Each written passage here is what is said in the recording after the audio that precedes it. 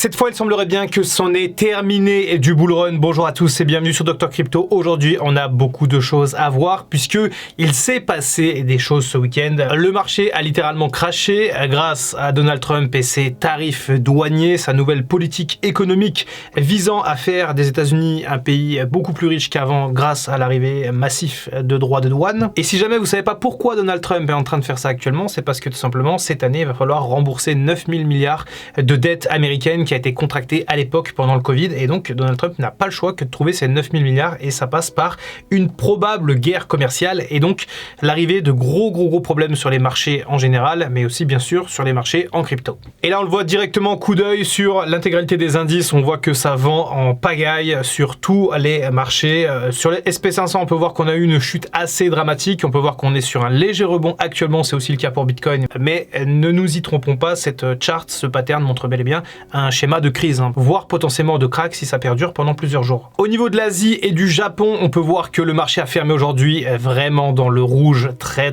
prononcé. Il n'y a pas eu de rebond au Japon. On le voit ici, on est vraiment redescendu à des niveaux proches de ceux de 2023. Donc toute la croissance économique qui a été générée pendant 2 ans au Japon s'est évaporée en 3 jours. C'est dramatique. Si jamais vous voyez des petites croix ici, c'est tout à fait normal. On va en parler dans un instant autour de Bitcoin et je vais vous expliquer exactement ce que c'est et pourquoi est-ce que ça signe la fin du bull run crypto. On arrive du coup sur le Bitcoin et vous le voyez aujourd'hui, on a également cette petite croix verte. Mais qu'est-ce que c'est que cette croix? Eh bien, cet indicateur, si jamais vous ne le connaissez pas, c'est ce qu'on appelle la Golden et la Death Cross. C'est en fait la jonction entre deux moyennes mobiles, la moyenne mobile 50 et la moyenne mobile 200.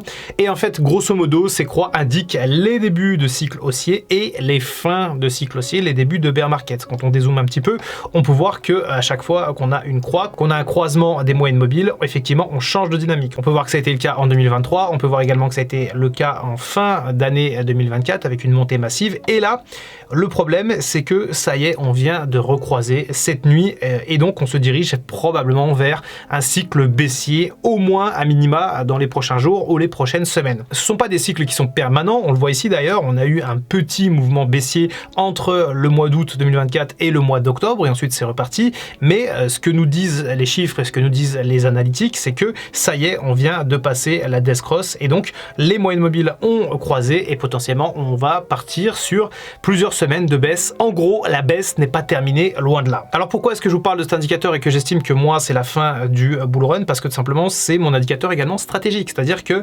j'investis systématiquement en crypto-monnaie sur un temps long quand la moyenne mobile 200 est au-dessus de la moyenne mobile 50, c'est-à-dire en gros quand la ligne verte est au-dessus de la rouge, et je vends théoriquement ces cryptos quand la ligne rouge est au-dessus de la ligne verte. Je dis théoriquement parce que je n'ai pas tout vendu et bien sûr je vais faire un point sur mon portefeuille en fin de vidéo. Mais d'abord j'aimerais quand même vous montrer à quel point c'est précis ce genre d'indicateur, c'est-à-dire qu'à chaque fois ça mesure véritablement précisément les débuts de phase haussière et les débuts de phase baissière. Et je vais donc vous donner un petit peu d'espoir tout de même dans cette vidéo, c'est qu'en 2021, vous le savez sans doute si vous étiez là, on a eu un bull run à 2 tops et qu'est-ce qui s'était passé? On le voit ici, on avait eu une montée assez fulgurante d'un coup avec la moyenne mobile 50 qui était bien au-delà de la moyenne mobile 200. Ensuite, on a connu la baisse avant la rupture, on a eu quelques mois de rupture puis une remontée et la moyenne mobile 50 est venue repasser au-dessus de la moyenne mobile 200 pour avoir le top de marché à 69 000 qu'on avait eu fin 2021. Donc vous voyez, cet indicateur en daily est assez précis et ce qui m'a vraiment effrayé hier, c'est qu'on l'a passé à 2 h du matin. Alors je dormais pas, je regardais un petit peu ce qui se passait sur les marchés, notamment le marché asiatique, et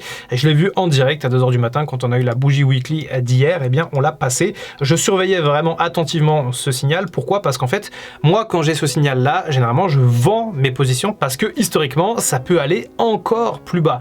Et donc ce qui s'est passé cette nuit, c'est que j'ai vendu des positions en crypto sur lesquelles je n'avais pas pris de profit ou pas assez, malheureusement, dans l'optique de faire une réaccumulation pendant la période où la ligne verte va surpasser la ligne rouge. En gros, vous l'aurez compris, l'idée c'est de limiter les pertes sur ce premier cycle, même si on peut dire que c'est quand même le deuxième cycle depuis le halving, puisque on le voit ici en 2024, ça avait déjà pété à la hausse avant de rentrer dans un range et avant de péter à nouveau fin 2024. Alors est-ce qu'on aura un troisième mouvement haussier sur le même cycle? Rien n'est moins sûr. Et donc effectivement, c'est assez dramatique parce que la semaine dernière, je vous parlais justement de 3 indicateurs qui pouvaient être assez favorables au marché des cryptos, mais le problème c'est qu'on a eu notre Black Swan. On a Donald Trump qui a généré une véritable folie sur les marchés. Regardez, c'est pas que la crypto, hein. Je vous l'ai montré en début de vidéo, mais le marché japonais a corrigé comme rarement ces dernières années. Franchement, cette correction, elle est absolument terrible. C'est pareil pour le S&P 500, c'est pareil pour le marché chinois, c'est pareil pour plein de bourses, notamment à Hong Kong, qui ont littéralement explosé ces dernières heures. Donc en fait, ce qui se passe, passe, c'est que même si on avait des signaux positifs concernant les cryptos avec par exemple l'afflux de liquidité, avec la MACD qui n'avait pas encore croisé, etc. Eh bien en fait, ça y est, c'est foutu. Donald Trump a provoqué le Black Swan, l'événement terrible que tous les investisseurs redoutaient pour ce cycle, l'équivalent peut-être de Terra Luna en 2022 ou de FTX peut-être. Mais en tout cas, ce qui est sûr, c'est que les choses bougent et les choses ne vont pas dans le bon sens concernant les cryptos et concernant les marchés en général. C'est donc pour ça que j'ai décidé de couper certaines positions. J'ai notamment coupé ma ligne sur Ethereum, enfin une partie de ma ligne et également une partie de ma ligne sur Solana. Pourquoi? Parce que tout simplement j'arrivais à nouveau sur mes prix d'achat. Donc en fait j'ai coupé ces positions quasiment à l'équilibre et avec une pointe d'amertume bien sûr parce que je n'ai pas pris assez de profit à mes yeux. Mais en même temps, qui aurait pu prédire que le marché haussier durerait si peu de temps, qu'il soit si rapide? Et l'idée c'est bien sûr de voir ce qui va se passer dans les prochaines semaines pour pourquoi pas rentrer plus bas avec par exemple des objectifs de prix autour des 1200-1300 pour Ethereum et entre 70 et 80 $ pour Solana afin potentiellement d'attendre une troisième jambe haussière pour ce bullrun ou d'attendre un peu plus longtemps un nouveau cycle haussier. Alors je vais quand même finir cette vidéo par une note un peu positive. Je pense honnêtement qu'on aura un retour des capitaux sur les marchés. Je pense que la finance mondiale est actuellement secouée par ce que fait Donald Trump.